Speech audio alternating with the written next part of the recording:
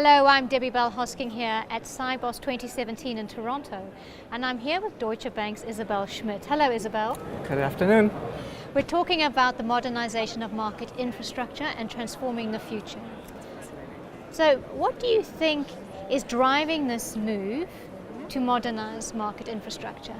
So I think, Debbie, if we look at the age of market infrastructures today, we're really measuring that in decades, really, rather than years, right? And at the same time, there's been a massive transformation of the real economy, the world around us. So there really is that discrepancy. And in order for the financial world to be able to support the industry and the economy around us, we really need to catch up. So this is in essence like trying to run a fast speed train on rails from the 1920s, for example. So that really is what I believe is driving all of the conversations that we're having today. So that leads to the question, is it a coincidence that all primary financial market infrastructures are modernizing their systems at the same time? No, it obviously is not, right? I think it just makes perfect sense because the world is a connected place. Economies are going across borders, and for all of our major market infrastructures in the major economies and major currencies, we are experiencing the same drivers, the same customer needs that we need to respond to, and therefore it does make perfect sense that we're having this discussion around the globe in all of these major infrastructures. It makes perfect sense. But will it be disruptive to the market, this modernization across the regions? So I believe there definitely is a potential risk of disruption because the transformation is massive. Just the size and scale of it is massive. So it will require very careful coordination between the different members and parties in the industry, between the different infrastructures themselves. But first of all, we are seeing a lot of that already. So major infrastructures are talking to each other, are talking to the banks. But I think the risks that we would have in terms of disruption would be much greater if the infrastructures were proceeding at a different pace. Because then truly you have the situation with rails that are very fast in one place and very slow in a different place.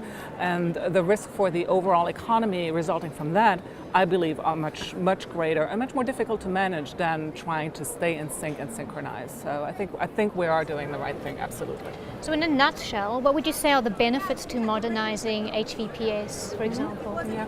So I believe, number one, just efficiency, straight through processing, just making what we do already, what we do as a business, making it better and faster, right?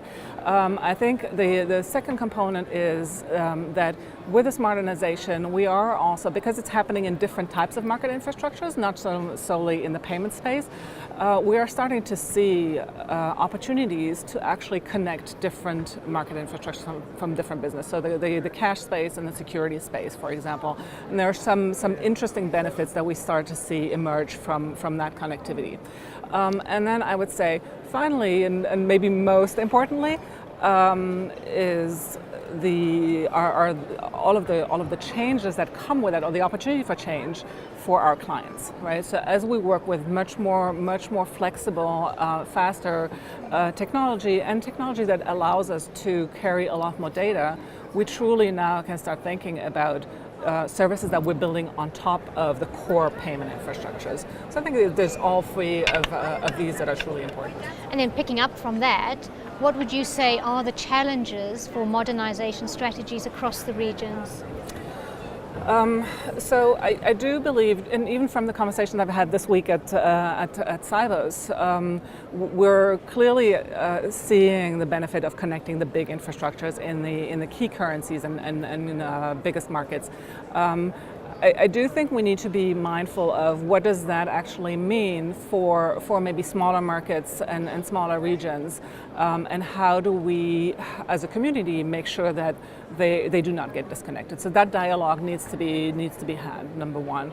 I think a second big challenge also is knowledge, the amount of subject matter expertise and training that needs to go along with the technical transformation. So as an industry, we've gotten very comfortable with what we've had over the last 20 or 30 years. But we need to realize that that environment is changing, and it's not just changing from a technology perspective. Our people who are client-facing, for example, the people who operate the systems all need to understand this. And so there's a huge amount of uplift that we need to do in terms of understanding, and I believe that is a significant challenge. Well, talking about challenges, enjoy the rest of Sibos. Thank you very much, meetings. Debbie. Thank you. And thank you for your insight. Appreciate it. And thank you for watching.